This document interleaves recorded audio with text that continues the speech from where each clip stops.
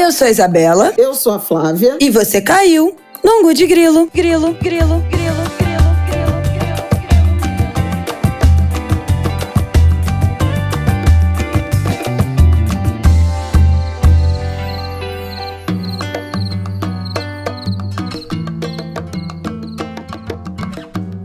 Olá, Angulers! Mais um Angu de Grilo no ar. Boa terça-feira pra vocês. E aí, Flaviol, tudo bem? Tudo bem, sim. Apenas isso? Just that? Não, tem muita coisa pra falar, mas... Tem muita coisa pra falar, gente. Olha, esse Angu de Grilo... de sempre, porque foi o fim de semana muito intenso. Sempre. Ela não tem nenhum final de semana que não seja muito intenso. É uma coisa impressionante. Bom, muita coisa para falar nesse episódio. A gente vai começar falando da CPI das Bets, do depoimento da Virgínia Fonseca. Aqui está na minha lista de coisas que eu preferia morrer antes de assistir.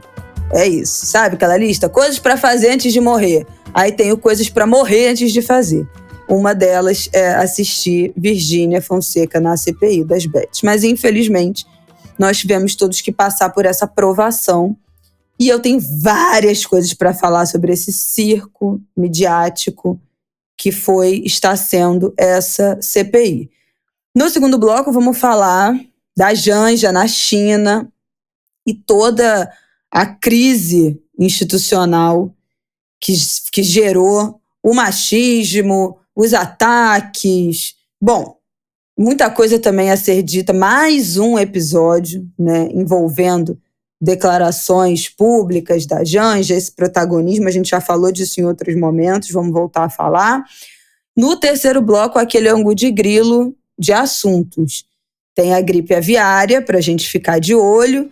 Flávia foi no musical Torturado, vai contar pra gente como foi. E tem muita coisa, gente, lindo, pra gente falar nesse terceiro bloco. Vamos começar logo, que tem muito assunto nesse Angu de Grilo. E a gente tá começando a gravar tarde, segunda-feira, 2h nesse momento. Vamos que vamos. Bom, minha gente, eu quero falar aqui dessa CPI das Bets. Bom, muito já se falou desse depoimento da Virgínia, né, na última quarta-feira. Todo mundo já leu sobre isso, 1 milhão de análises, de vários pontos de vista. Eu acho que a maior quantidade de coisas que eu li em relação a essa ida, né, da Virgínia para a CPI, que foi uma CPI, né, que investiga o uso de influenciadores para divulgação das casas de aposta. Isso começou, acho que a grande fagulha foi a reportagem do Alberto Pereira Júnior, na Piauí, em que ele fala não só dos contratos milionários, mas dos contratos de grandes influenciadores, como a Virgínia, como o Carlinhos Maia, que incluíam bônus a partir da perda de dinheiro, do lucro das empresas, portanto, da perda de dinheiro dos seguidores que fizessem o cadastro a partir do link deles, que colocassem dinheiro na plataforma e que perdessem. Então, eles ganhariam mais a partir da perda de dinheiro dos seguidores. Essa questão e a questão das contas, dos vídeos, né, das contas demo, que são as contas usadas para as publicidades, que são contas viciadas, são contas que têm um algoritmo inclinado a ganhar. E aí os influenciadores fariam as propagandas ou com vídeos prontos, que eles já receberiam da plataforma do caça-níquel ali, né? A maior parte desses jogos, né? De caça-níquel já jogando e ganhando, ou de contas que eles fariam um cadastro fake com algoritmos viciados em ganhar para iludir os seguidores, que eles ganhariam também com essa facilidade. Então essa matéria da Piauí já tem alguns meses, foi um grande bafafá, continua sendo. A partir dessa reunião de denúncias da matéria e de toda a discussão popular, né, que tem gerado em relação ao endividamento da população, à crise de saúde pública, né, de saúde mental, que virou o vício em jogo, o aumento de mais de 1000% nos últimos anos de pessoas, né, procurando assistência por conta de vício em jogo a partir, né, do crescimento dessas plataformas, tanto as agora legalizadas quanto as ilegais, instaurou-se essa CPI das bets, que na quarta-feira passada recebeu a Virgínia Fonseca, que não é exagero dizer que é a maior influenciadora do Brasil. Ih, caiu aqui sua gravação, Flávia. A Virgínia, que não é exagero dizer que é a maior influenciadora em números absolutos do Brasil. Tem uma marca de maquiagem, faz publicidade, a maioria, né, para empresas e marcas que não são de primeiro escalão, porque não é uma pessoa que inspira confiabilidade, não é alguém que tem credibilidade, né, como uma divulgadora, como uma influenciadora. Então, muitas marcas grandes fogem. Eu posso dizer aqui um bastidor, como alguém que trabalha com publicidade. Muitas marcas grandes hoje em dia mandam pedidos de orçamento para publicidade. Já falei isso aqui no Ângulo de Grilo. E dentro das perguntas, né, sobre o perfil do influenciador, sobre o influenciador, perguntam se fez publicidade com casas de aposta, ainda que as regularizadas nos últimos meses. Então, tem várias marcas que já colocam isso como uma linha de corte. Não quero influenciador que faça publicidade de casa de aposta. Então, apesar disso ter sido regularizado, não é um universo que inspire os influenciadores que fazem publicidade de casa de aposta, são, de certa forma, queimados com grandes empresas, com multinacionais, com empresas grandes que têm políticas restritas em relação, né, às suas orientações e posicionamentos de marca. Dito isso, a Virgínia foi lá nessa CPI, cuja relatora é a Soraya Tronic, e foi um show de horrores, né? Eu não preciso comentar aqui a cena patética de um dos senadores indo pedir foto, tirar foto com a Virgínia, falando que a esposa e a filha são fãs. Eu não preciso falar aqui como foi patético também a própria relatora da CPI, a Soraya, indo tirar foto com a Virgínia no final e postando nas redes sociais, né? Porque em alguns momentos ela questionou até firmemente, né, a Virgínia, mas depois foi lá tirar fotinha e postar nas redes, quando ali não era, né? Não era o caso. É preciso que haja um pouco de decoro, mas essa gente não tem o menor decoro com nada, né? Não era o caso, não vou comentar aqui também, não vou comentar, mas já comentando, né? Que já foi muito explorado nas redes como a Virgínia foi até a CPI, quase caracterizada, né? Porque um moletom com a foto da filha, de uma das filhas, aquele copo rosa, o cabelo de óculos, parecendo uma quase caracterizada, fantasiada de adolescente, parecendo uma pobre menina indefesa, quando ela é uma empresária. Ela é uma mulher rica, ela tem empresa. Ela diz que a empresa dela de maquiagem faturou 750 milhões de reais no ano passado. Então ela não é uma coitada indefesa, desinformada, que pode virar numa CPI e falar: eu não sabia que as pessoas estavam viciadas e com problemas em jogos. Realmente não estava sabendo disso e não ser questionada. E não saber não exime ninguém de culpa, né? Exatamente. Você tem crime doloso e crime culposo. Que não tive a intenção, mas tá... E não ser apertada em relação a isso, assim. Ela disse tudo o que ela quis e ela não foi apertada mais, né? Como é que eu digo, assim? Mas ela conseguiu, não foi pressionada, né? Mas ela chegou ao Congresso com uma decisão do Supremo que dava a ela o direito de não responder, né? De ficar calada, aquela história. Eu fico assim, pra mim isso já foi um show de horrores, não vou fazer aqui essa leitura de a roupa que ela usou, a infantilização, né? Essa infantilização dessas mulheres brancas que, quando são colocadas num lugar de serem investigadas, de serem questionadas, rapidamente encarnam um personagem adolescente e se infantilizam para conquistar, assim, a empatia do público. Quem são as mulheres que podem apelar, né, para essa infantilização? Esse show de horrores que foi a postura desses senadores, a falta de decoro dela aí com aquele moletom com a foto da filha, ainda expondo a imagem da filha a essa situação ridícula. Mas assim, o que dizer de alguém que vive de explorar a imagem dessas filhas, porque metade do conteúdo é publicidade da marca de maquiagem dela e de casa de aposta, a outra metade é a exploração da imagem dessa família e dessas crianças. O que, para mim, vocês já sabem, também deveria ser proibido, né? Imagem de criança sendo explorada na internet. O que eu quero dizer aqui, que eu acho que é o fim dos tempos, é esse discurso que ficou nas redes nos últimos dias de que o que a Virgínia faz não é ilegal, mas é imoral.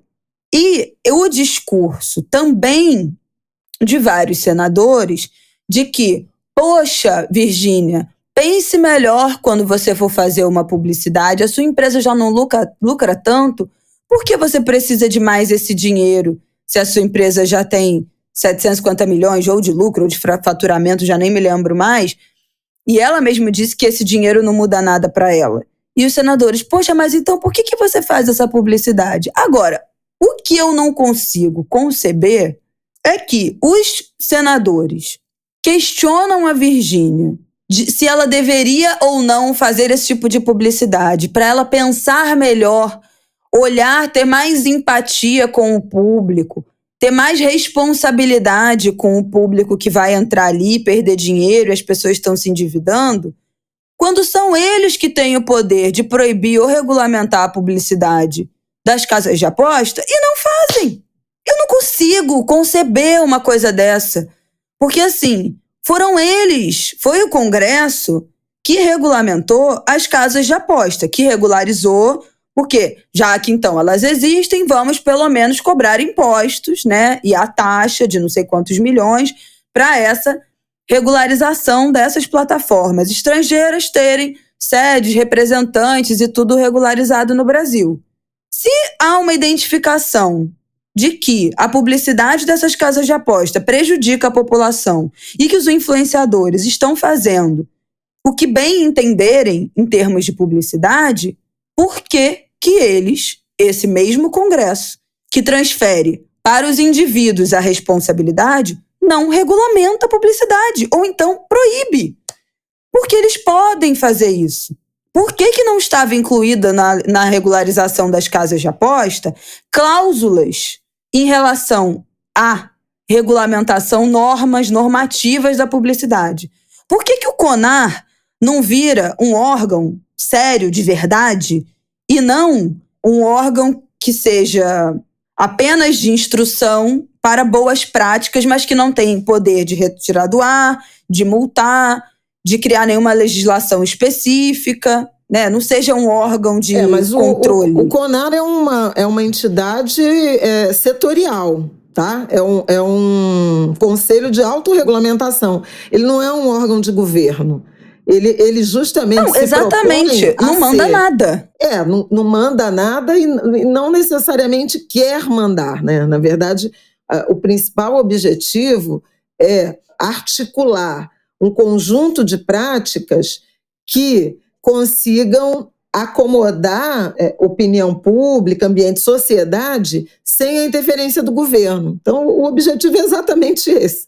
Em alguma medida, evitar uma legislação que proíba determinados segmentos, abordagens. Então, ele faz uma espécie de modulação do mercado publicitário, né, falando assim grosseiramente, na direção de não haver a interferência mais firme, direta, radical do governo. Em alguma medida, ele está mais, digamos assim, numa mediação entre as empresas de propaganda, os anunciantes, do que efetivamente no maior interesse da sociedade. O CONAR não vai defender proibição de determinadas propagandas. O que ele vai é atuar na direção de transformar essas propagandas em ações menos descaradas, tá? Ele tem uma série de normativas que ele recomenda que as publicidades sigam. Então, Mas assim, ele não você tem autoridade legal. Nenhuma, para nada. Ele pode recomendar que uma agência ou uma marca ou uma empresa suspenda uma publicidade ou que alterações sejam feitas naquela publicidade, mas ele não é um órgão que tem poder, um órgão de nada, né? Que tenha um poder de falar assim, essa propaganda será suspensa, que determine a suspensão de uma publicidade, que determine que uma marca que infringiu normas, regras de uma publicidade seja multada, que um influenciador seja multado se fizer uma publicidade, por exemplo, que não seja sinalizada, né? Uma publicidade, porque é uma regra, uma recomendação do CONAR, que as publicidades sejam sinalizadas. Mas se você fizer uma publicidade oculta sem sinalização, você não vai acontecer nada com você. Você pode, no máximo, receber uma notificação e falar, olha, faça alterações, sinalize a sua publicidade. Mas você não vai ser multado, você não vai ter a sua conta restrita, você não vai ter o seu contrato publicitário suspenso, você não vai ter a sua conta cancelada, suspensa, porque você está infringindo normas, regulamentos da publicidade na internet do Brasil. Isso não existe. Não há nenhum tipo de regulamentação séria no digital em relação à publicidade. É tudo feito a partir da moralidade e da ética individual, seja de uma marca específica, seja de um criador de conteúdo específico. Tem marca que fala, você tem que marcar publicidade, não sei o quê, lá. Tem marca que vira e fala, nós não gostaríamos que você marcasse que é um conteúdo publicitário. E aí tem influenciador que vai fazer, tem influenciador que vai falar, olha, desse jeito eu não faço. Então, é uma questão ética individual, quando deveria ser uma norma coletiva, passível de punição, de uma regulamentação, de multa, de fiscalização, de você ter, de fato, um órgão que você possa denunciar e que algo vai ser feito em relação àquilo. Mas aí o que vai... nesse caso, eu estava até aqui pesquisando, né? Ele nasce ainda no final dos anos 70, quando o governo federal, leia-se a ditadura, pensava em criar uma lei instituindo uma espécie de censura prévia à propaganda. Então, o setor se organizou para apresentar esse código de autorregulação com um engajamento importante de anunciantes, agências, veículos que passaram a, digamos assim, subordinar os seus interesses comerciais ao código. Depois, na sequência, vai ser criado o Conselho Nacional, que faz muito de mediação, inclusive de processos éticos, entre associados e tudo mais. Agora, são umas recomendações que, tem que ser honesto, verdadeiro, respeitar as leis do país. Tem que ser preparado com senso de responsabilidade social, evitando acentuar diferenças, né, desigualdades. Deve ter presente a responsabilidade da cadeia de produção junto ao consumidor. Princípio da leal concorrência, respeitar a atividade publicitária e não desmerecer a confiança do público. Eles recebem denúncias de consumidores, autoridades, de associados, então não é impossível você encaminhar denúncia, queixa, formalizar queixa no que diz respeito à propaganda, né? De, por exemplo, dos jogos, das apostas online e tudo mais. Mas hoje você tem já uma legislação, portarias regulamentando e autorizando, com algumas restrições em relação a menores de idade, né? E essas empresas se tornaram os maiores anunciantes, virtualmente os maiores anunciantes. Então todo mundo tem algum tipo de rabo dependência. Tem algum tipo de dependência em relação a esses recursos. Você vê, o futebol depende disso. Essencialmente depende disso. Você tem os influenciadores, os formadores de opinião, você tem os veículos de mídia. Então virou uma receita que vem se tornando indispensável. E acho até que foi muito nessa direção que o próprio governo acenou com a regulamentação, de modo a também ganhar algum dinheiro com isso e tentar balizar. Agora, o que a gente vive, objetivamente, no Brasil, é uma epidemia. E isso está atestado, por exemplo, numa pesquisa recente que a Unifesp, né, a Universidade Federal de São Paulo, divulgou tem um mês, no início de abril de 2025, falando que apostar em jogos de azar é um risco para a saúde física, mental e financeira, é já tornado uma questão de saúde pública, e a gente já falou disso muitas vezes. Eles diziam que 10 milhões e 900 mil brasileiros com mais de 14 anos, cerca de 6, quase 7% da população nessa faixa etária, jogam numa intensidade capaz de criar para si problemas emocionais, familiares, econômicos ou laborais e, portanto, podem ser classificados como jogadores de risco. Estamos falando de praticamente 11 milhões de brasileiros e alguns menores de idade. 1,5 milhão, quase 1,5 milhão, 1,4 milhão já tem um padrão compatível com o diagnóstico do transtorno do jogo, com a compulsão por jogo. É muito grave, né? É uma amostra importante, é um estudo universitário. Veja que muitas vezes a gente mencionou aqui pesquisas sendo feitas com institutos de pesquisa independentes, né, privados. Não é exatamente uma novidade esse diagnóstico. Mas quem fez essa pesquisa que eu estou mencionando foi a equipe de unidade de pesquisa em álcool e drogas da Unifesp e chegou a essa estimativa. É muito grave a situação, no sentido de ter se tornado uma epidemia, ter agravado situações de adoecimento, com o adicional de muitos jovens brasileiros estarem ancorando o que eles supõem ser uma vida profissional nessas atividades, especialmente quando se relacionam às apostas sobre futebol. É como se fosse uma profissão e não um vício, uma compulsão por jogos. Eles acham que, no caso da cota fixa, né, que você paga, recebe um valor acertando um resultado que está relacionado a uma atividade da vida real, por exemplo, do mundo esportivo. Os jovens, muitos jovens, e alguns, enfim, adultos, homens, enfim, acham que isso é uma proxy, uma atividade profissional, porque eles se sentem muito experientes para adivinhar resultados e fazer análises, como se eles fossem... Bom, e tem comentaristas, gente que entende efetivamente de esporte, que também está ganhando dinheiro fazendo live, cursos sobre como fazer essas análises supostamente essas análises de resultado que vai remunerar quando transformadas em apostas. Então é uma situação muito grave, isso não é novidade nas nossas conversas aqui no Angu.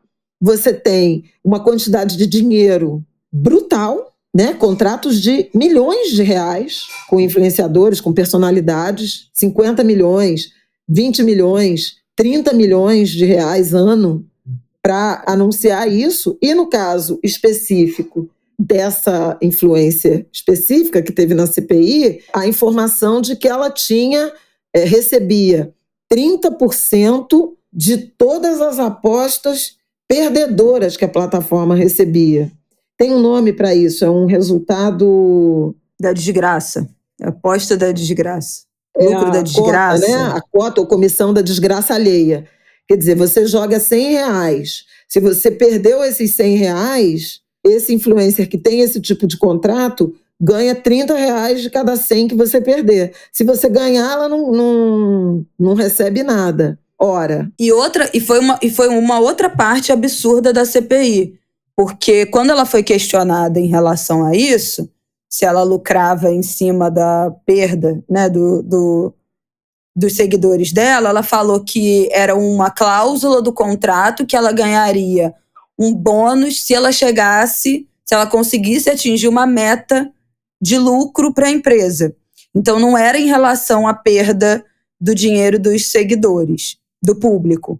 Era se atingisse a meta de lucro da empresa, o que ela não atingiu, então ela não alcançou, não teve esse bônus. Agora, o que é o lucro da empresa, gente?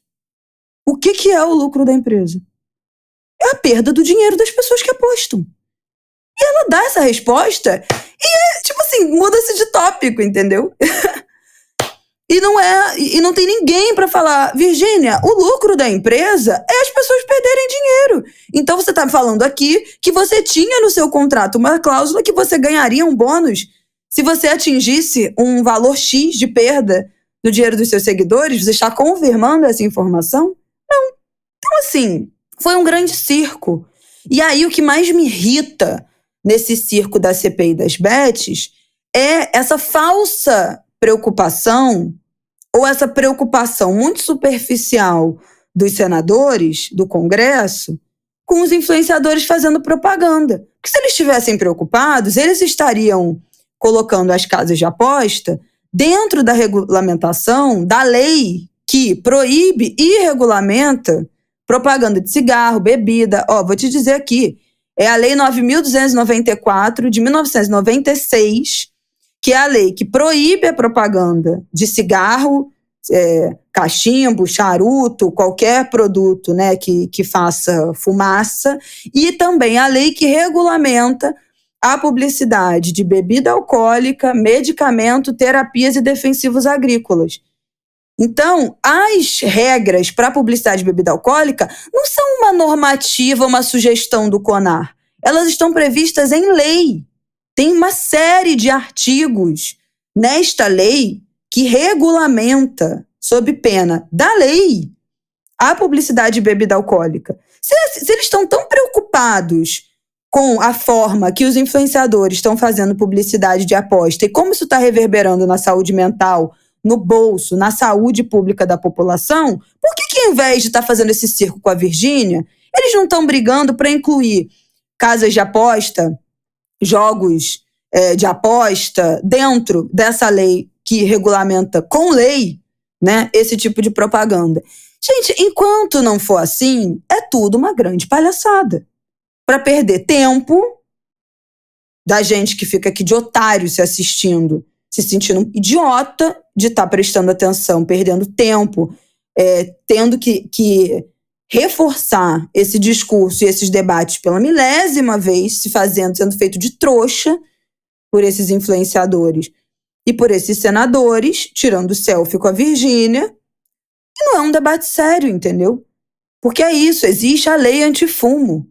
Essa lei proíbe o cigarro, a propaganda de cigarro, que quem lembra, né, que eu obviamente não tenho essa memória, mas a gente tem esses relatos de quem viveu, né, o que eram as propagandas de cigarro. Eu lembro. E ninguém imaginava que seria possível. Como assim vai proibir propaganda de cigarro? Eram as mais caras, as mais cool, né, as mais da moda, as mais bonitas, as mais incríveis propagandas eram as propagandas de cigarro.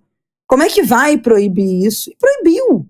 E o mundo continuou existindo, sabe? Propaganda de bebida alcoólica tem uma série de regulamentações que eu acho que as pessoas não têm noção. Por exemplo, vou dar alguns exemplos. Você não pode, se você estiver fazendo uma propaganda de bebida alcoólica, você não pode beber na propaganda. Então, pode reparar que todas as propagandas, seja de influenciadores, seja na televisão, as pessoas podem brindar, elas podem servir, mas elas não podem aparecer bebendo. Você não pode atrelar a bebida alcoólica ao bem-estar, à saúde, à celebração. Então, tipo, ficou feliz, ganhou uma promoção no trabalho, vamos fazer um brinde, vamos comemorar. Não pode fazer isso. Não pode induzir ao consumo falando que se você beber, você vai ficar muito mais animado. Ou você vai ficar muito relaxado. Tá estressado do trabalho? Toma uma cerveja. Não pode. Não pode sugerir aumento, né, de virilidade. Você quer ficar mais machão? Toma aí a cerveja X, a bebida Y. Não pode estar atrelado à prática esportiva. Tem que ter várias coisas escritas, né? Proibido para menores. Maior de idade, né? Maior de 23 anos, né? Acho não, que até você só pode fazer propaganda de bebida alcoólica a partir de 24 anos e você não só precisa ter 24 anos, como aparentar ter 24 anos. Então, se você tiver 24 e tiver cara de 18, tipo, aparentar ser mais novo, não pode. Tem um horário específico para propaganda de bebida na televisão. Então, você só pode fazer propaganda de bebida a partir de 9 da noite, eu acho que é de 9 da noite até as 6 horas da manhã. Então, só noite ou madrugada. Fora que todas aquelas regulamentações sobre o que precisa estar escrito na embalagem de cigarro, no estabelecimento que venda cigarro, não sei o quê, foi tudo regulamentado com essa lei. Então, assim, se tá todo mundo tão preocupado como os influenciadores estão fazendo propaganda de casa de aposta, porque é feito de forma irresponsável, porque tem que ter mais empatia com a população, mas se você não precisa desse dinheiro porque você tá fazendo, proíbe, gente. E aí eu não aguento esse papo de que, meu Deus, se proibir a propaganda de casa de aposta, acaba o futebol no Brasil. Esse futebol não existia antes? Não estava todo mundo aí jogando?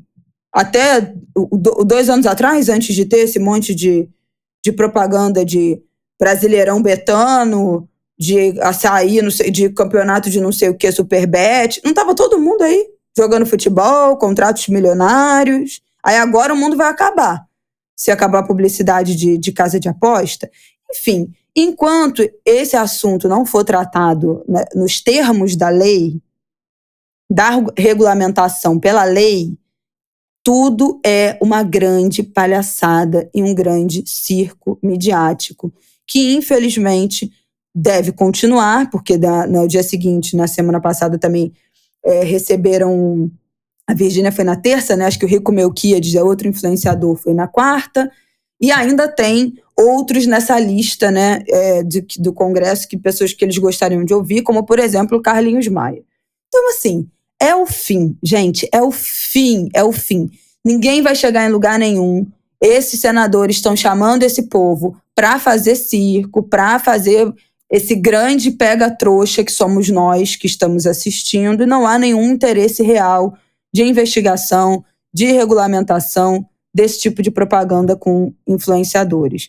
Então, realmente, assim, é o fim dos tempos. É isso. É uma pena, e isso até dá um certo desconforto, porque, veja, CPI deveria ser um instrumento importante, né, para o debate público, e não essa encenação midiática, né, e desprovida em alguma medida de seriedade. Esse é um problema importante, grave, como as autoridades de saúde, os estudos acadêmicos têm mostrado, e era importante que o parlamento caminhasse na direção de propor legislação, acompanhar gastos, né, despesas, desembolsos públicos na direção da regulação, da mitigação, do acompanhamento, da assistência à saúde. Famílias inteiras estão... A gente está falando de, segundo o estudo da Unifesp, de 10, quase 11 milhões, né, de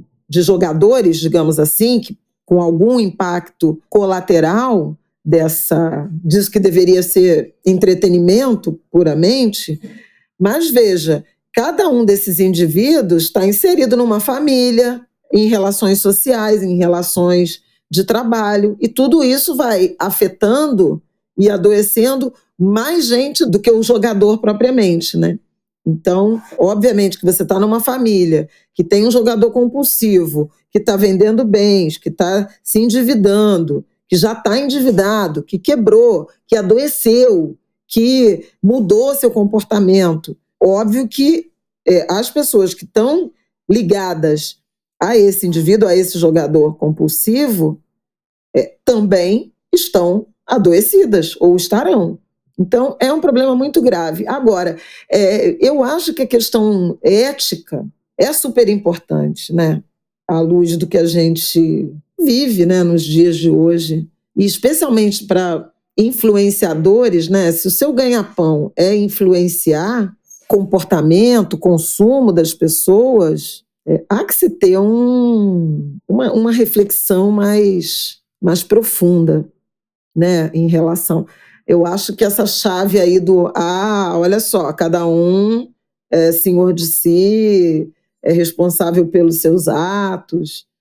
né? Aí, eventualmente, você tem preocupação com criança. Mas e os filhos de um jogador compulsivo, né? E as crianças que estão driblando a proibição e usando CPF de pai, CPF de adulto, CPF de professor? A gente vê isso.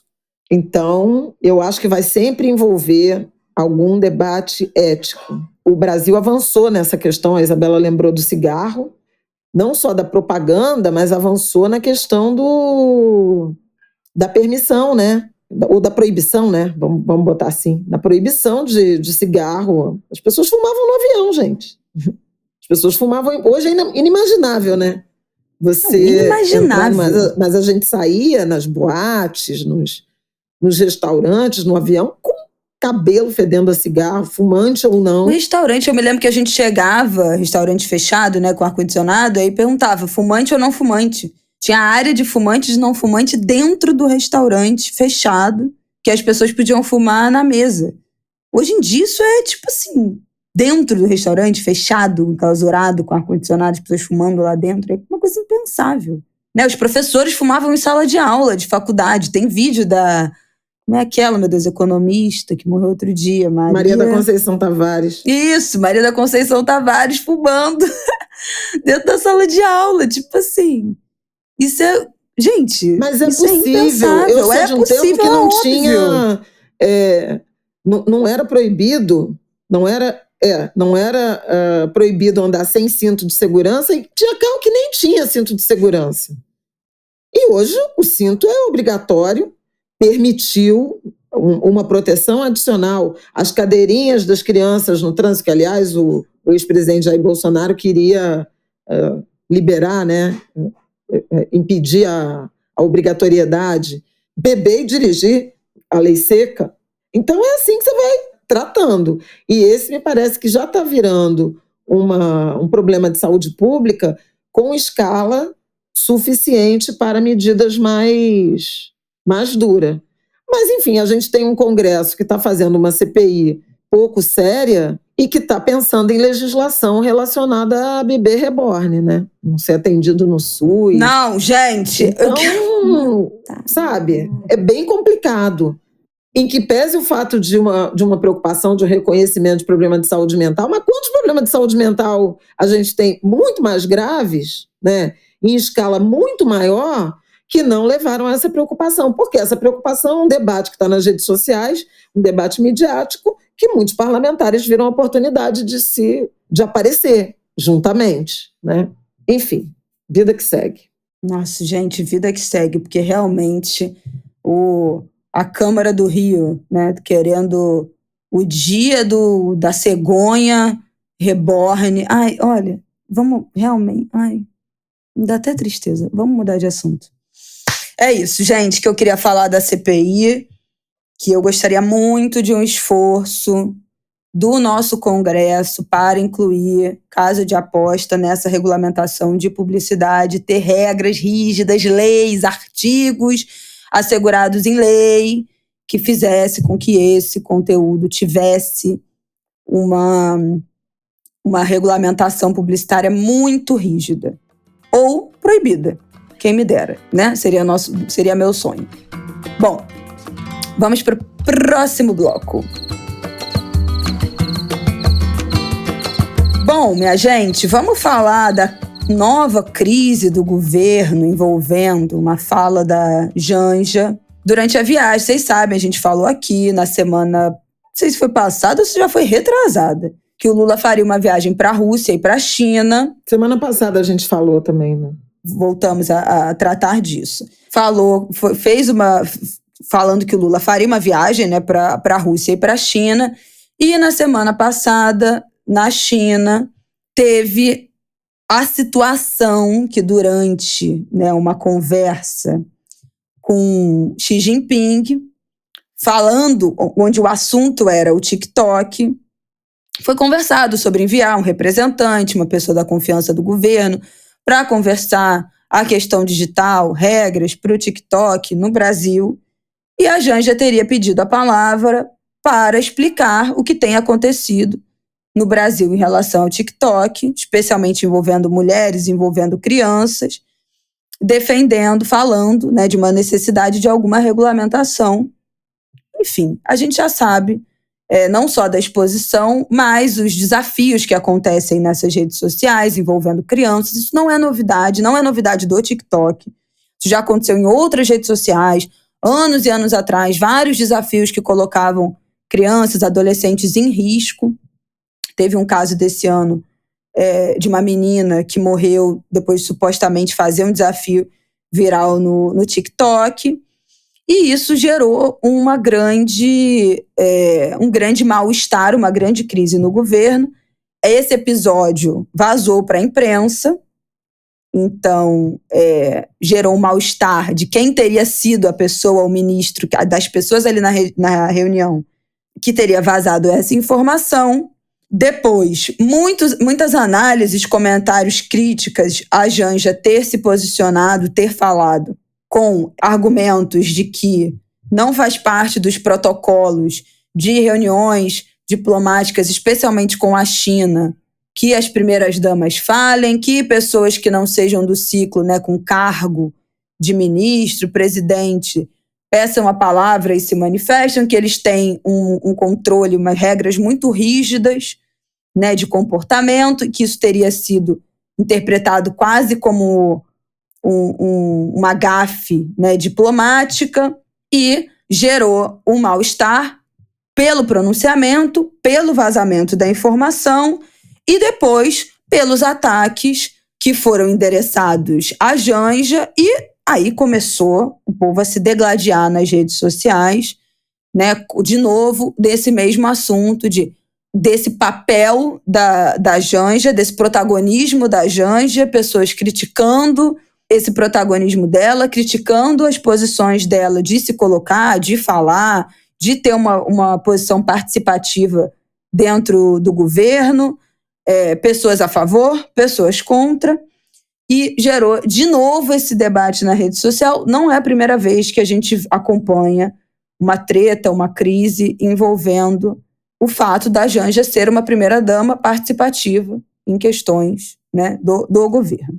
Queria te ouvir, Flávia, porque isso descambou também para muitos ataques às jornalistas, não é isso? Em que pese o fato de muitos jornalistas homens também terem feito críticas muito duras. Tem várias questões, tem muitas camadas, né? E eu, inclusive, queria recomendar a leitura de um livro muito interessante da Cissa Guedes e do Murilo Fiuza de Mello, Todas as Mulheres dos Presidentes, a história pouco conhecida das primeiras-damas do Brasil desde o início da República. Não tem muito papel definido, né, institucional para primeiras-damas, e cada uma age de acordo com as próprias convicções, com o próprio interesse, com o próprio nível de engajamento, e todas, em alguma medida, sofrem com misoginia, como, de resto, as mulheres brasileiras sofrem com misoginia, né? O ódio a mulheres é uma realidade potencializada nas redes sociais. Primeiras-damas e a Janja, talvez nesse momento mais, digamos assim, de pico, né, desse, vamos chamar de ecossistema, ela seja particularmente atacada, mas, de modo geral, mulheres que se posicionam também são. Mulheres jornalistas, mulheres artistas, mulheres ativistas, mulheres religiosas, mulheres políticas. Então, o ambiente é muito tóxico e é muito curioso como quem condena a misoginia de um lado, orientada a uma determinada mulher ou grupo, comete misoginia de volta, reversa, né? Expressa o seu ódio, os seus ataques, muitas críticas que não são a um trabalho ou uma opinião, mas à aparência física, né? Muitas ofensas nessa direção, ofensas à honra, ofensas à aparência, injúrias, e isso eu acho que por si só já deveria levar a algum tipo de reflexão. No caso específico da Janja, e porque na semana passada eu fui instada a comentar o episódio da China e a repercussão, eu acho que a Janja acerta mais do que erra nos comentários que faz, nas participações que fazem. E, de modo geral, é mais atacada por seus erros do que reconhecida pelos seus acertos. É um acerto a primeira-dama do Brasil entrar no debate público sobre regulação de redes sociais, proteção à criança e adolescente, ódio nas redes, inclusive misoginia nas redes, e essa é uma bandeira que a primeira-dama brasileira abraçou, encampou, empunhou há muito tempo, não foi agora da viagem à China. Ela faz um trabalho também interessante de divulgação de marcas da moda brasileira, de estilistas, de cooperativas. Vocês vão lembrar, antes mesmo de se tornar primeira-dama, quando ela se casou com o Lula, que ela usou um vestido bordados por uma cooperativa de rendeiras, bordadeiras, lá do Nordeste, e deu visibilidade a essas mulheres, sobretudo. Ela atua muito intensamente no empoderamento, na participação política de mulheres. Ela foi acolhedora de primeira hora no episódio que envolveu a ministra Aniele Franco. É importante lembrar, né, quando aquele escândalo, ainda em apuração pela Polícia Federal, ainda com inquérito, né, pela Polícia Federal, envolvendo o assédio, ou o abuso, ou a importunação que o ex-ministro Silvio Almeida teria cometido contra Aniele Franco. Janja foi das primeiras mulheres brasileiras e uma representante importante a postar uma foto, dando um abraço e acho que um beijo na testa de Aniele, expressando uma solidariedade, uma sororidade que é importante às mulheres vítimas de violência, não é trivial. E eu também lembraria do papel da Janja no 8 de janeiro, né? Pois é, que a gente já falou aqui várias vezes. Da GLO, né? Em que o próprio presidente da República, declarou que ela teve uma fala fundamental lá na viagem a Araraquara, no 8 de janeiro. Vocês lembram que Lula, Janja e alguns ministros estiveram no município paulista, que era governado por um prefeito petista, né, o Edinho Silva, e quando se falou em decretação de GLO, segundo o próprio presidente da República, foi a Janja que disse: GLO não, é isso que eles querem, os militares vão voltar. Então tem até digamos assim, uma gratidão a ser expressa, né, no que diz respeito à defesa da democracia por parte da Janja. A festa da posse, que ela coordenou, a própria cerimônia, né, da subida da rampa, que, segundo se declarou, tem participação, protagonismo da primeira-dama. No Rio Grande do Sul, no ano passado, né, uma ação importante na direção do resgate, do acolhimento, da adoção de animais, né, de animais domésticos, principalmente cachorros. Então, assim, eu não acho que primeiras damas devem estar apartadas do debate público. A gente tem um grande exemplo, por exemplo, da dona Ruth Cardoso, que foi mulher do então presidente Fernando Henrique Cardoso, e que teve um papel de articulação com a sociedade civil, governo e empresas, no que veio a se chamar comunidade solidária, né, de participação social das empresas, de métricas, de construção de alianças entre sociedade civil, setor privado e governo, que foi absolutamente exemplar e digno de nota, né? Digno de nota. Era uma socióloga, uma professora importantíssima. A gente vê essas também atuações fora do Brasil. Michelle Obama, uma primeira-dama que foi muito atuante na direção, por exemplo, da alimentação saudável, da atividade física, para o enfrentamento à obesidade, que é uma questão nos Estados Unidos. Nós vimos, entre outras, né, a Jill Biden, uma professora também com uma agenda importante na área de educação, e eu acho que a Janja tem sim o seu papel. Quando foi que ela errou, né? Já que eu falei que ela tem muito mais acertos do que erro.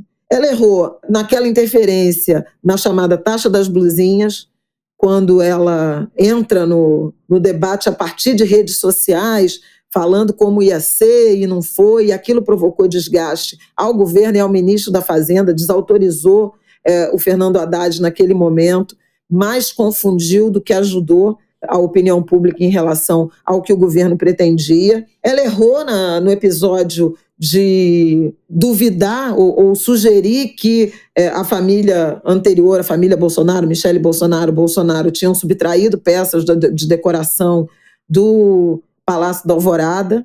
Posteriormente se descobriu que essas peças estavam num galpão, num arquivo, guardadas dentro até de instalações do governo federal, e não foi verdadeira a acusação. E considero que errou no episódio de, durante o G20, se dirigir ao Elon Musk, né, falando aquele fuck you, em que pese ele merecer, né, digamos assim, porque havia um enfrentamento entre esse empresário, mega empresário, hoje membro do governo americano, e autoridades brasileiras, né? Ele estava desafiando o judiciário e, portanto, a legislação brasileira, mas não achei que o termo era apropriado.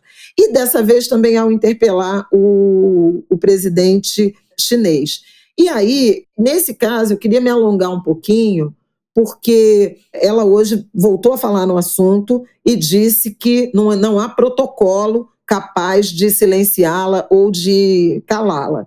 Que bom que ela não pretende se calar, que bom que ela continua disponível para fazer esse embate, especialmente nas redes sociais e dentro do próprio governo, sensibilizando um quadro ou outro, e o próprio presidente da República a essa agenda que eu também concordo, é mais que urgente, de regulação das redes sociais. Agora, tem uma coisa que chama protocolo diplomático. E aí, posto que você se dispôs a se casar com um homem que se tornou o presidente da República, é recomendável que protocolos diplomáticos que estão instituídos justamente para balizar, modular a relação entre países, entre governos, entre chefes de Estado, eles sejam cumpridos. Em particular, por aqueles que não têm cargos formais de representação diplomática ou política de um determinado Estado, no caso brasileiro, em relação a outros, no caso a China. Eu, na semana passada, conversei com a Cissa Guedes, justamente por conta desse debate, ela que é autora, né, desse livro, e ela me dizia o seguinte: ela trabalhou numa multinacional brasileira e me contava que ela é jornalista, trabalhou nessa grande empresa, uma empresa que tem relações com a China. E essa empresa, sempre que um funcionário, especialmente os de cargo gerenciais, executivos, assumia, passavam por um treinamento, e um desses treinamentos era justamente protocolo diplomático. E ela dizia assim: a aula número 1 sobre a China é não confronte. É uma regra da diplomacia. Eu conversei com um diplomata brasileiro também, embaixador, que disse o seguinte: houve sim um constrangimento desnecessário, porque os códigos diplomáticos são muito rígidos em relação à participação ativa de primeiras-damas em reuniões entre chefes de Estado. Mesmo não se tratando, na interpretação desse diplomata, de um jantar oficial, posto que eles foram convidados, né, uma parte da missão brasileira, convidada a jantar na residência oficial, a forma como esses eventos se estruturam é de pouco espaço, nas palavras desse especialista em diplomacia, para improvisação. Então, eventualmente, o presidente chinês poderia ter aberto espaço e perguntado, se dirigido, mas não o contrário. Então, foi considerado, sim, uma gafe diplomática, sem grandes consequências, do ponto de vista das relações entre Brasil e China, que estão muito boas, e depois, inclusive, a gente tem um problema maior para se preocupar, que é essa questão agora da gripe aviária, né, que está provocando a interdição, mas Janja errou ao se dirigir a Xi Jinping cobrando providências em relação ao TikTok, que é uma empresa chinesa, embora me pareça, e eu vou repetir isso para sempre, eu acho que ela tem não só direito, como dever de participar desse debate público do Brasil em relação à regulação de redes sociais. Então, não me parece que Janja acertou. Agora, tem um outro ponto, e que eu acho que, em alguma medida, o próprio ambiente de misoginia, ele ofusca, que é o fato do fogo amigo. Alguém da delegação brasileira passou aquela informação. Era um evento fechado e muitas das vezes em que Janja agiu e foi criticada, isso se deu publicamente, ou por postagem na rede social, ou num discurso, num palanque, num evento, em alguma coisa assim. Então, fez uma intervenção num debate público, né, num ambiente público, que pode ser criticada ou não, e nem toda crítica é misoginia, embora muitas vezes a misoginia esteja contida, ou seja, inclusive, a detonadora da crítica. Mas o ponto que, inclusive, levou o presidente da República a fazer um comentário muito duro, né, em relação a esse episódio e demonstrar um grande descontentamento, foi o fato de que a informação saiu para a imprensa de uma reunião fechada, né, com os chineses, de um evento fechado entre chineses e autoridades brasileiras. O presidente da República, a primeira-dama, alguns ministros, o presidente do Senado e o vice-presidente da Câmara dos Deputados. Isso provocou profunda irritação no Lula, porque, de fato, ele se sentiu, não acho que equivocadamente, traído por aquele grupo. E aí é preciso também, aí como jornalista, e o furo foi dado pela minha colega Andréa Sadi e pelo Valdo Cruz, né, ambos na Globo News, eles estão no papel deles, gente. Qualquer jornalista que tivesse uma fonte que passasse aquela informação do que o próprio Itamaraty, a própria diplomacia, né, membros da diplomacia brasileira consideram um constrangimento diplomático, qualquer jornalista que tivesse acesso a essa informação publicaria, comentaria, tornaria público. Porque isso é efetivamente uma notícia. Seja o constrangimento diplomático, seja, inclusive, posteriormente, a forma como a conversa se conduziu, expressando uma preocupação, reforçando uma preocupação que é do governo brasileiro, que é do presidente da República, que é da primeira-dama, e até um pedido de providências ao governo chinês em relação a esse território livre, né, do TikTok, as poucas informações em relação a como opera o algoritmo, todo esse debate que a gente faz em rede social, tudo isso é de interesse público para o Brasil. Então, atacar o jornalista que deu essa informação me parece equivocado, né? Você pode defender que a primeira-dama se manifeste, inclusive, diante do chefe de Estado chinês e o interpele, e o interrogue, e cobre previdências, independentemente do fato de ser um constrangimento diplomático formal. Isso não é uma... Não, eu acho que não deve falar. Não. É sobre protocolos de cerimoniais.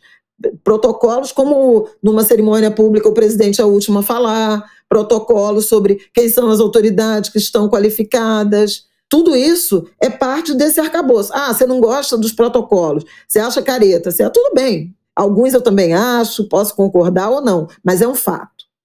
É um fato que há normas da diplomacia, há papéis que são exercidos a partir dessas normas por autoridades e que, eventualmente, mulher de presidente que não tem cargo, que não tem função pública determinada, cargo público estabelecido, não se manifesta em reuniões de Estado. Essa é uma norma da diplomacia. Então, assim, eu não concordo, eu acho que ela deve falar o que ela quiser. Ok, está perfeito, isso é democrático. Ter a sua opinião e, eventualmente, como ela disse, interpelar e falar e não se calará qualquer que seja o protocolo. Mas tem que estar preparado, tanto quem a defende quanto ela própria, para receber críticas por esse comportamento. Não dá para achar que, não, eu defendo a infração, a violação de uma norma e ninguém pode me criticar por isso. Não, eu acho que a gente tem que, vamos botar a bola no chão e pensar que é notícia a violação, a infração de uma norma, de um padrão de comportamento diplomático numa viagem de Estado. É natural que isso seja noticiado, comentado e eventualmente criticado. Não é natural a misoginia, nem na direção da primeira-dama, nem na direção de jornalistas, mulheres em particular, que tenham expressado essa opinião, e vida que segue, né? Agora, eu pessoalmente acho que Janja tem todo o direito, e diria até dever, de participar do debate público brasileiro acerca, por exemplo, da violência, dos crimes de ódio virtuais. Esse é um debate do nosso tempo, tanto quanto é a fome, tanto quanto são as mudanças climáticas, a proteção ao meio ambiente. Todas essas agendas são agendas do nosso tempo. Ela é uma mulher capacitada, ela é uma mulher com visibilidade e ela pode, sim, dialogar com a sociedade brasileira, expressando as suas opiniões, defendendo legislação, regulação, mulher em funções de destaque, em posições de comando. Tem todo o direito de fazer isso, como, por exemplo, Michele Bolsonaro faz sua atuação política a partir da sua atuação religiosa e participa do debate público, defende uma coisa ou outra.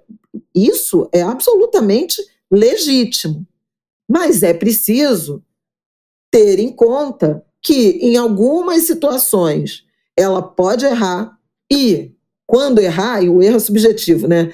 Porque, eventualmente, você está defendendo uma agenda progressista que, para o campo conservador, vai ser errado. Vai ser passível de crítica. Não tem como interditar a crítica.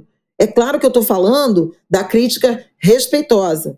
Claro que eu estou falando da informação que é efetivamente notícia.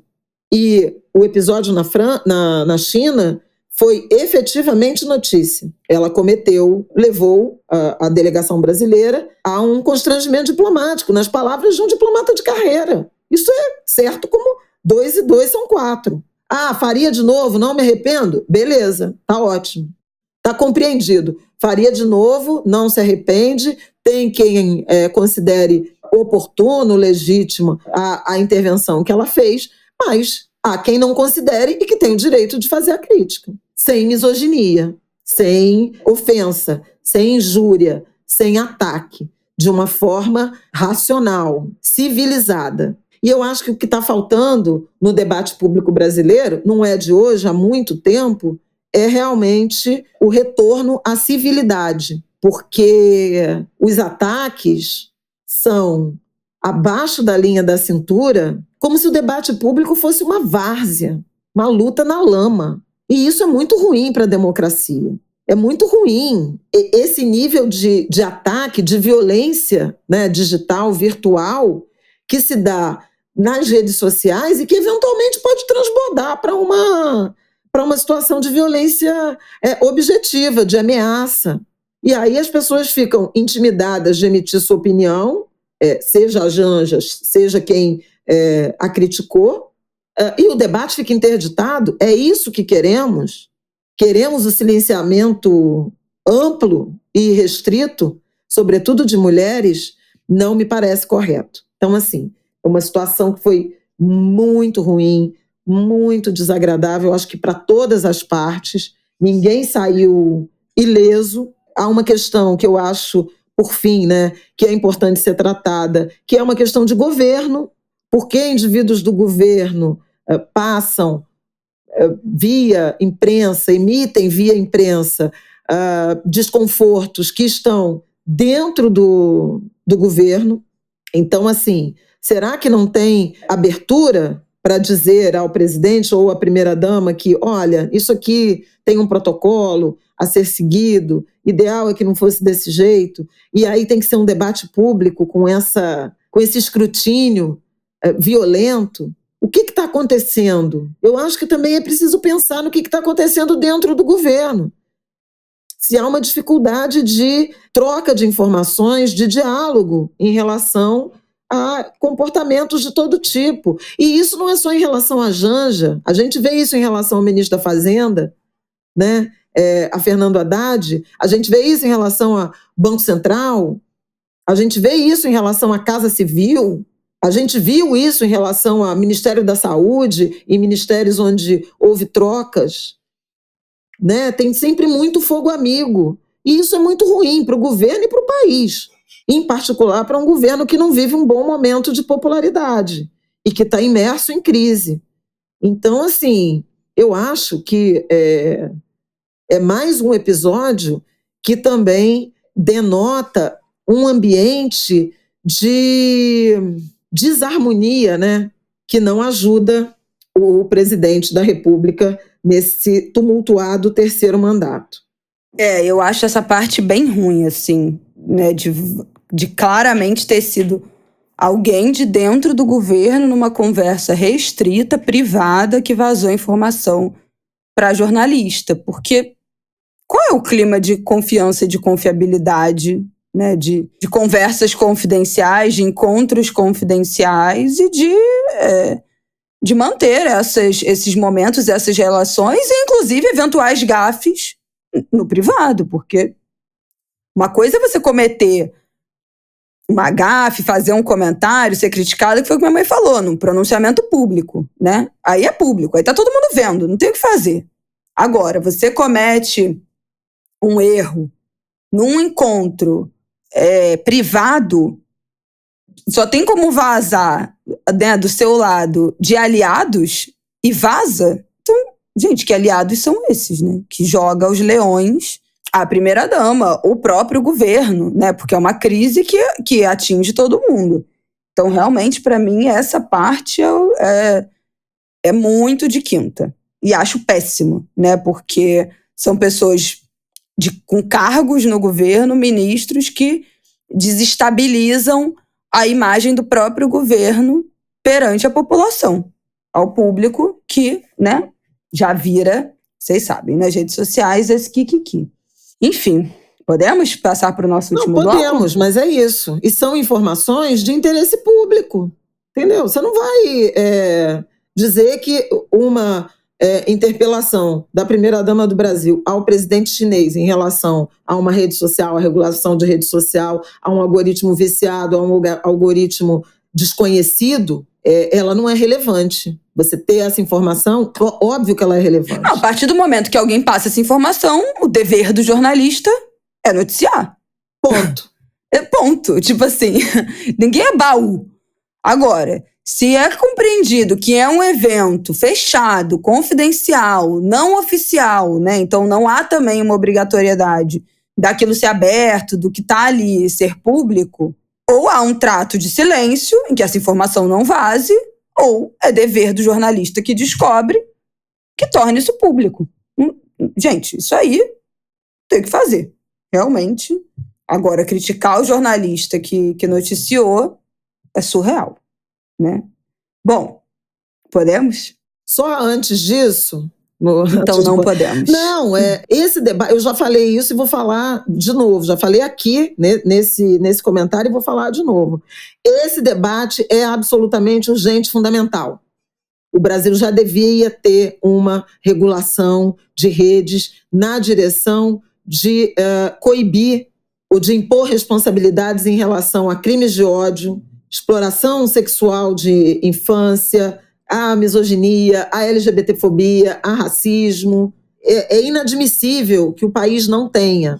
E 2 anos atrás, a gente estava pronto, mais ou menos nessa época do ano, depois de uma série de ataques, né, contra a escola, inclusive com crianças e professoras vítimas, né, fatais, a gente estava pronto para levar esse projeto à votação e pela atuação das Big Techs e da extrema-direita, sobretudo, no Legislativo, no Congresso Nacional, esse debate, essa votação foi interditada. No ano passado, o substitutivo do deputado Orlando Silva foi jogado no lixo. pelo então presidente da Câmara, Arthur Lira, que montou um grupo de trabalho, que acho que nem chegou a se reunir, e hoje a gente está na estaca zero. Porque há um grupo, interessa que não haja regulação, que seja um segmento sem freios, sem contrapeso. São as Big Techs, que a gente viu pelo comportamento do Elon Musk no ano passado, e são os nomes desse campo da extrema-direita que faz da disputa, dos ataques, né, da violência digital, meio de ação política eleitoral, inclusive com deturpação dos conceitos de liberdade, dos conceitos de liberdade de expressão. Então, esse debate é muito importante. Nesse momento, a Casa Civil do governo tem dois esboços de projetos, um que diz respeito à questão mesmo da concentração econômica, da forma como essas empresas se estruturam e o poder que elas têm, e outro que foi encaminhado pela Secretaria de Assuntos Digitais do Ministério da Justiça, tratando de um arcabouço de comportamento, aproximando muito os deveres dessas plataformas, das redes sociais, das obrigações que empresas têm em relação ao Código de Defesa do Consumidor e que a sociedade como um todo tem em relação ao Estatuto da Criança e do Adolescente. Então é importante a gente acompanhar esse debate, já que ele explicitamente é de interesse do governo, e Lula tem falado isso abertamente dentro e fora do Brasil, nos encontros multilaterais, G20, documento G20, tem Angu de Grilo falando disso, trata dessa questão das redes sociais, dos crimes de ódio, das plataformas digitais. BRICS tem reunião daqui a pouco. Esse tem sido um elemento persistente no discurso presidencial. E, nesse sentido, a primeira-dama está totalmente qualificada para fazer parte desse debate, dessa defesa, sob a ótica de quem defende infância e adolescência saudáveis, enfrentamento à violência de gênero e tudo mais. Só para pontuar, né, o estado do debate no Brasil. Muitos parlamentares vieram a público dizer que esse episódio na China sepultou a chance de aprovação de alguma regulação de rede social. Besteira, né, gente? Ai, gente, me poupe também, né? Nunca quiseram aprovar nenhuma legislação. É só fazer uma linha do tempo, não tem nada a ver com Janja na China, né? Isso também é uma oportunidade de transformar uma coisa em outra para manter uma posição de território livre. Agora sim. Então vamos para o nosso terceiro bloco. Bom, minha gente, vamos dar aqui um contexto sobre a gripe aviária. Eu acho que já tem coisas acontecendo, mas ficou no terceiro bloco porque eu acho que é o grande pop-up dos próximos dias. O que está acontecendo? Temos 2 casos confirmados de gripe aviária no Brasil, um deles em granja comercial e um num zoológico, os 2 no Rio Grande do Sul. O primeiro, né, confirmado foi em Montenegro, numa granja comercial, e em Sapucaia do Sul, no zoológico, cisnes morreram. Nesse momento que a gente está gravando, segunda-feira, 3h30 da tarde, tem 6 casos suspeitos em investigação. Em Santa Catarina, Tocantins, Rio Grande do Sul, Sergipe, Ceará e Mato Grosso. Então, espalhados, né, em vários municípios, em vários estados do Brasil. Desses casos suspeitos, 2 são em granja comercial, o de Santa Catarina, Ipumirim, Santa Catarina, e Aguiarnópolis, no Tocantins, e os outros 4 em produção familiar para subsistência. Então, né, pessoas que têm, basicamente, galinha, frango em casa. O que já se tem de informação até o momento? Bom, a China, União Europeia, Argentina e outros países suspenderam a importação do produto brasileiro, né, das granjas do Brasil, já em resposta a esse primeiro registro em granja comercial, lá em Montenegro, que foi divulgado na quinta-feira passada. O Ministério da Saúde está reforçando, inclusive nas redes sociais, o Ministério da Saúde, da Agricultura e também da Saúde, né? Nesse momento, que não existe risco no consumo de carne e de ovos, que não existe risco, por enquanto, para a população em geral, que as pessoas, né, os humanos que trabalham diretamente em granjas, que têm contato direto, né, com as aves, precisam usar EPIs, equipamentos de segurança, para se proteger, mas não há registro em humanos, não há risco de contaminação da população a partir da ingestão, né, de carne aviária e dos ovos, e que a informação de hoje do Ministério da Agricultura é que, se não tiver novos casos, em 28 dias o país vai ser considerado livre dos vírus e aí poderá retomar essas exportações. Esse prazo de 28 dias é correspondente ao ciclo do vírus H5N1. Então, sem novos casos, em 28 dias esse ciclo é cumprido e o país pode retomar a exportação. Lembrando que a China é o principal importador, né, de frango do Brasil.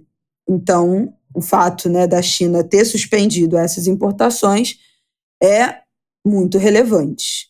Então, acho que o principal é a gente ficar de olho nesses casos suspeitos para entender se essa janela de 28 dias vai ser suficiente, né, para cumprir esse ciclo viral, ou se esse prazo vai se estender mais, que pode ser um problema maior, mais longo.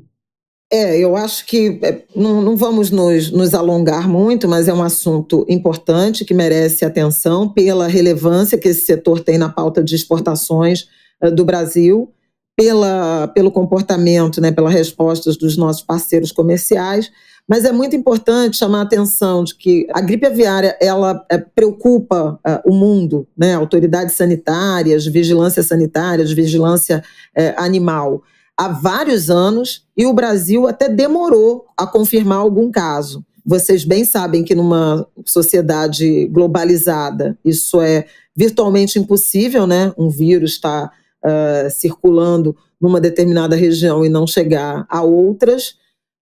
A hipótese é de que o vírus chegou ao Brasil por meio de aves migratórias, e aí não obviamente, né, não galinhas, né, pássaros migratórios que tiveram contato e aí entram no ecossistema, e a hipótese lá do zoológico no Rio Grande do Sul um pouco confirma isso. Há bloqueios, né, em territórios, em regiões, bloqueios em relação não a automóveis de passeio, mas em relação à circulação de laticínio, ovos, aves. Infelizmente, quando há detecção de uma confirmação de casos, toda a população, né, de aves é sacrificada. No ano passado, e esse ano também, vocês vão lembrar que essa crise da gripe aviária nos Estados Unidos provocou o abate de quase 100 milhões de aves, né, em 2024, e nos primeiros meses desse ano, 20 milhões de aves. O preço do ovo disparou, porque as matrizes, né, foram comprometidas. O Brasil, inclusive, aumentou imensamente as exportações de ovos para os Estados Unidos, e o Brasil nem tem nos ovos um mercado relevante, né, do ponto de vista das exportações, mas tudo em razão da gripe, chamada gripe aviária. O Rio Grande do Sul é o terceiro maior exportador de aves do Brasil, tem aproximadamente 13%, 14% do mercado das exportações. O maior é o Paraná e o segundo maior é Santa Catarina. Por isso preocupa essa suspeita de casos em Santa Catarina. E os protocolos, olha aí a palavra protocolo voltando, de vigilância sanitária, de procedimentos, eles são bastante rígidos e muito eficientes. Por isso, o Ministério da Agricultura diz que é possível anunciar algum controle em 28 dias. Mas frango, aves, né, são, neste ano, o 9º item exportador do Brasil, e no ano passado foi o 10º. Então, é um mercado importante, né? No ano passado, o Brasil exportou quase 10 bilhões de dólares em frangos, aves, miúdos, etc. E 1.700.000 toneladas de aves exportadas. A China é o principal mercado, mas a gente exporta para o Japão, para a União Europeia, já foi dito, para o Japão, para a Arábia Saudita, para o México, para o Iraque, para o Chile, para as Filipinas. Então, assim, tem também uma diversidade aí de mercados, e quando há confirmação de um caso, todos os parceiros são informados em rede, porque isso é parte, de novo, dessa palavra mágica chamada protocolo. Para o Brasil, uma notícia que pode ser boa do ponto de vista do mercado consumidor é que, em suspendendo, né, ou interrompendo por algum tempo as exportações de frangos, de ovos, de aves, pode aumentar a oferta no mercado interno e, portanto, derrubar o preço. E como não há restrição ao consumo, porque a contaminação não se dá por consumo de carne de frango ou de ovos, isso pode levar, de fato, a um preço melhor para o consumidor brasileiro, e a gente sabe que a inflação dos alimentos é algo que preocupa, né? O governo e as famílias. Eu tenho uma dúvida, essas aves são exportadas vivas?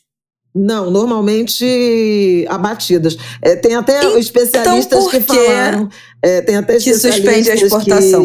Que mencionaram isso. E, a rigor, nem teria risco de exportar. Mas... num território contaminado, o vírus pode circular de um trabalhador para outro, para um motorista, para um caminhão, para um não sei o quê, e chegar virtualmente, potencialmente, numa carga. Então teria mais a ver com uma contaminação humana do que da própria ave. Salvo se houvesse, de fato, algum tipo de transporte de animal vivo. Isso é residual, normalmente já são abatidos, resfriados, congelados. Mas os protocolos dos países prevêem isso.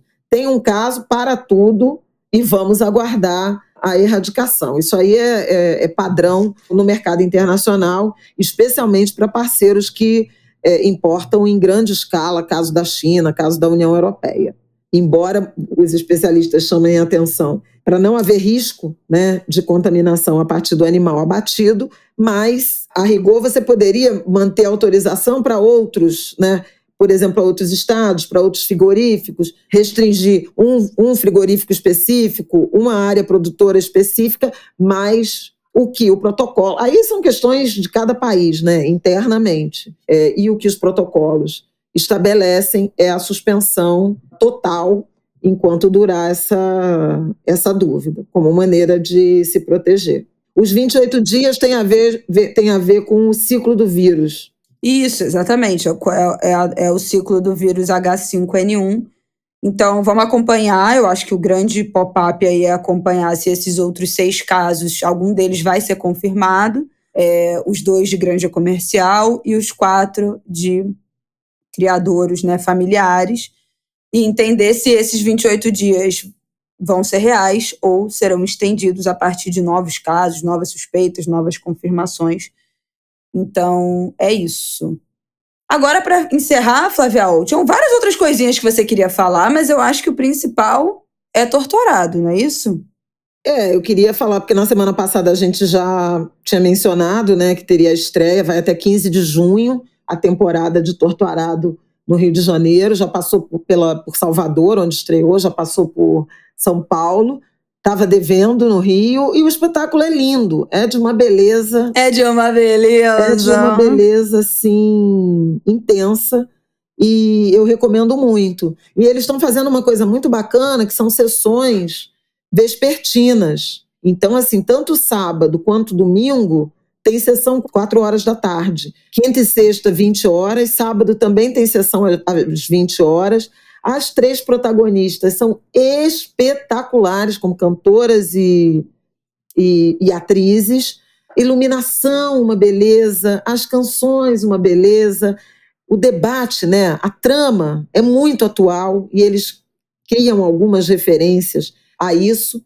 também a assuntos da atualidade. Você vai ouvindo assim uma frase ou outra e fala: tá falando dos 80 tiros do Evaldo. Tá falando de Mãe Bernadette. Tá falando do jovem que foi arremessado de um viaduto lá em São Paulo. Isso não está no livro do Itamar, que teve lá na sessão de estreia no Rio, super emocionado, foi super bonito, muitos amigos, muita gente querida, aplaudidíssimo de pé.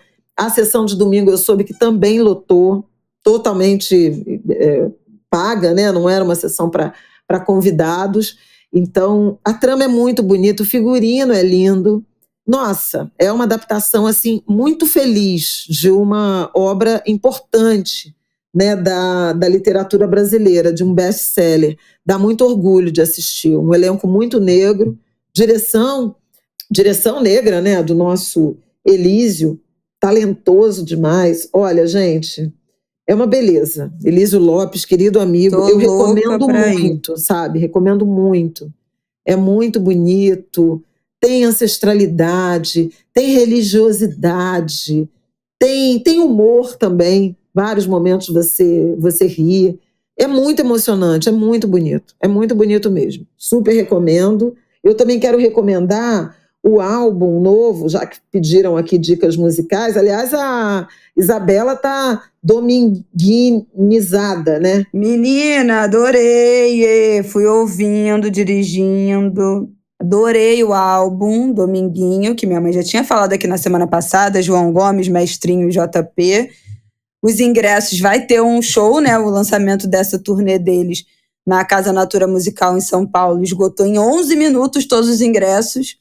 Então já se preparem que quando anunciarem as datas aí pelo Brasil, também vai esgotar rápido. Vamos disputar a tapa. Eu tô muito animada para ver Torto Arado, então fica o convite aos angulers cariocas e aos não cariocas que fiquem ligados também na agenda das próximas cidades.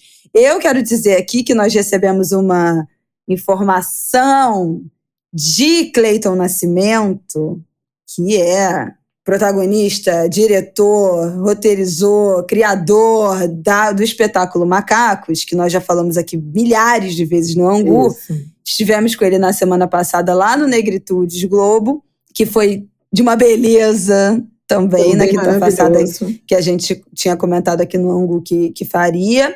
E ele falou que tem muitos angulers nessa temporada agora do espetáculo do Macacos, e ele falou que as pessoas comentam nas redes sociais: vim pelo Angu de Grilo, descobri pela indicação do Angu de Grilo. Então, que ele disse que os angulers estão em peso indo assistir. Eu fiquei muito feliz, porque vocês acatam as nossas recomendações.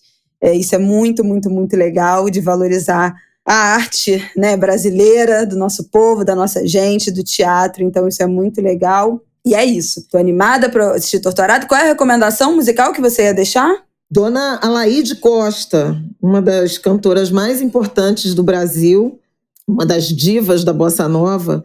Ela está com, não sei se 88 anos, mas assim, perto de 90, e acabou de lançar um álbum, Uma Estrela para Dalva, em homenagem a Dalva de Oliveira, outra grande cantora brasileira, essa já falecida. Vale muito a pena ouvir Dona Alaide. Eu tive o privilégio de assisti-la. Ela tem 89 anos, ela vai fazer 90 anos no dia 8 de dezembro. Cantando, ativa, lúcida, maravilhosa. O álbum é muito bonito porque ele faz essa homenagem a Dalva de Oliveira a partir de Dona Alaide. Então é uma chance de conhecer tanto a Alaide quanto Dalva. Né? E quando eu falo que o Brasil é um país de cantoras, né, de grandes cantoras, eu acho que vale muito a pena ouvir, conhecer a obra, a voz, o repertório de Alaide Costa. Ela que vai fazer, né, 90 anos. A gente teve no Negritudes com seu Tony Tornado, que faz 95 anos no próximo dia 26 de maio. Uma potência, um escândalo, uma maravilha. A fala dele, a lucidez, à disposição, inclusive física, né? Eu queria deixar um beijo aqui também para seu Haroldo Costa, querido amigo, que completou 95 anos no dia 13 de maio. Ele é um maravilhoso também, uma figura histórica, um dos maiores pesquisadores intelectuais do samba, do carnaval, mas fez parte do Teatro Experimental do Negro com Abdias. Ele encarnou o Orfeu lá no Teatro Municipal, ator, escritor, jornalista, pesquisador de samba, uma potência. Já teve na FLUP fazendo uma mesa com o seu Gilberto Gil. Vocês vão encontrar na rede social se quiserem ouvir, né, do pensamento desses homens incríveis. Aliás, Gilberto Gil teve no Negritudes também, uma mesa com a Maju Coutinho e a Tereza Cristina. Então, assim, gente, é muito hora de ouvir esses mais velhos, de ouvir essas pessoas que ainda têm saúde, memória, disposição para compartilhar tantas memórias com a gente. Para fechar, eu queria chamar a atenção para 2 pontos. 2 relacionado à memória e reparação. Começou no dia 14 de maio, né, na semana passada, a série de escavações num estacionamento no bairro de Nazaré, em Salvador, que pode abrigar o maior cemitério de escravizados da América do Sul, ou talvez da América Latina. Uma pesquisa arqueológica a partir de estudos da UFBA, da Universidade Federal da Bahia, e uma cooperação técnica com o Ministério Público, com as autoridades. São 10 dias de pesquisa. Depois a gente vai voltar a falar mais disso, porque a partir dessa investigação arqueológica, se confirmar que há, de fato, né, restos mortais, essas pesquisas vão continuar. Mas na semana passada já teve um ato, eu falei na Globo News sobre isso, já teve um ato de reparação espiritual, um ato multirreligioso, religião de matriz africana, muçulmano, evangélico, católico, inclusive porque há suspeitas de que ali também estejam restos mortais de líderes da Revolta dos Malês. Aliás, fez 190 anos, né, no próprio dia 14 de maio de 2025. É a professora Silvana Olivieri, da UFBA, o jurista Samuel Vida, que participou também dessa mediação e deu, inclusive, a ideia do ato multirreligioso, a procuradora Lívia Vaz Santana, minha querida amiga, que me ajudou muito na apuração. Então, é uma coisa para a gente observar. Do Rio, o Ministério Público Federal fez recomendação ao governo que transforme a sede do antigo DOPS, né, o braço de tortura, né, de repressão da ditadura, num centro de memória. Essa é uma agenda importante aqui do Rio de Janeiro. Vamos acompanhar. Que mais? Hoje, nessa terça-feira, está marcado o julgamento do recurso que a família do João Pedro, vocês vão lembrar, do menino João Pedro, que foi assassinado numa operação policial, maio de 2020. Na pandemia, no complexo do Salgueiro. Ele, inclusive, que detonou a história da DPF, né, de proibir as operações durante a pandemia. Exatamente. Quase 5 anos depois, a Justiça de Primeira Instância absolveu sumariamente os policiais envolvidos. A família do João Pedro recorreu, pedindo um julgamento pelo Tribunal do Júri. E hoje, dia 20/5, terça-feira, 20 de maio, é o julgamento desse recurso. Vai ter um ato às 10 horas da manhã, em frente ao Tribunal de Justiça do Rio de Janeiro, e, obviamente, temos que acompanhar essa dimensão da justiça. E outro caso absurdo, de uma violência brutal, foi também uma operação policial conjunta, Polícia Militar, Polícia Civil da Bahia e Polícia Federal, na comunidade de Caraívas, essa vila turística, paradisíaca do sul da Bahia, que matou um jovem guia turístico, conhecido como Vitinho. A polícia quis atribuir a ele que ele era de segurança de um chefe do tráfico que foi assassinado também nessa operação. A comunidade está muito engajada na direção da busca por justiça. O Ministério Público da Bahia abriu um procedimento de investigação. Um grupo de advogados encaminhou petição, requerimento ao Ministério Público Federal para abrir um procedimento investigatório criminal em razão da participação da Polícia Federal, e é mais um, né, entre tantos jovens negros mortos, assassinados, num país que No ano de 2023, semana passada saiu o Atlas da Violência, matou mais de 21 mil. De 45 mil homicídios registrados no Brasil no ano de 2023, que é o último dado fechado, disponível, 21 mil, quase 48% foram jovens de 15 a 29 anos.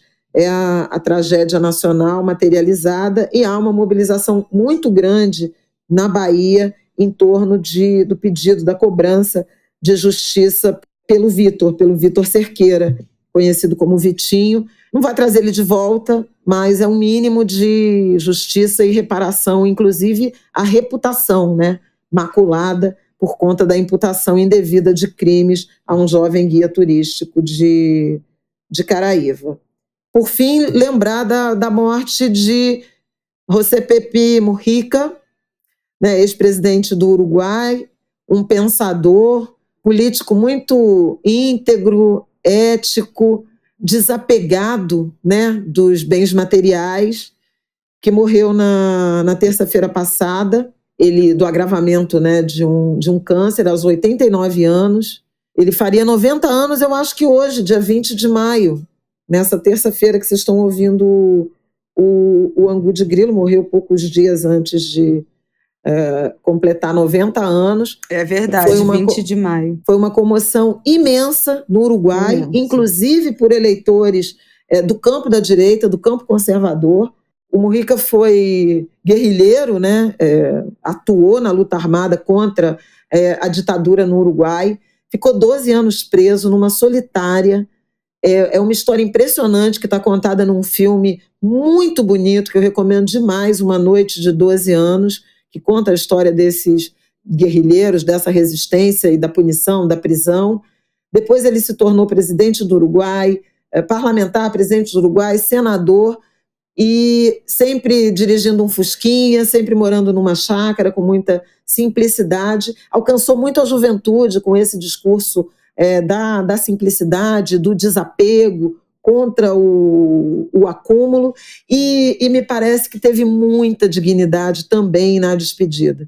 Ele foi transparente em relação às suas condições de saúde, dizendo de um corpo que não reagiria mais, participou ativamente da campanha que elegeu no ano passado o presidente uruguaio de esquerda, de novo, né? A esquerda retornou ao Uruguai, e depois, no início desse ano, ele realmente se despede, entrou em cuidados paliativos e morreu. E a gente comentou aqui no Angu de Grilo dessa despedida pública, né?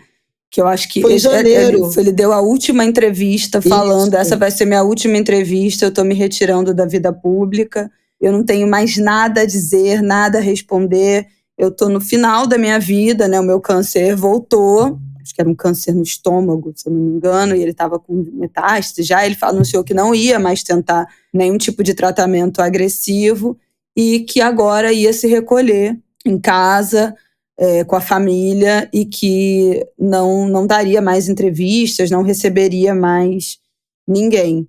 Então, pôde, né, escolher como viveria seus últimos meses de vida, deixou mensagens importantíssimas, se despediu dos seus companheiros, deixou sucessores, né, nessa... O presidente eleito foi o Yamandu Orsi, né, que é o atual presidente uruguaio.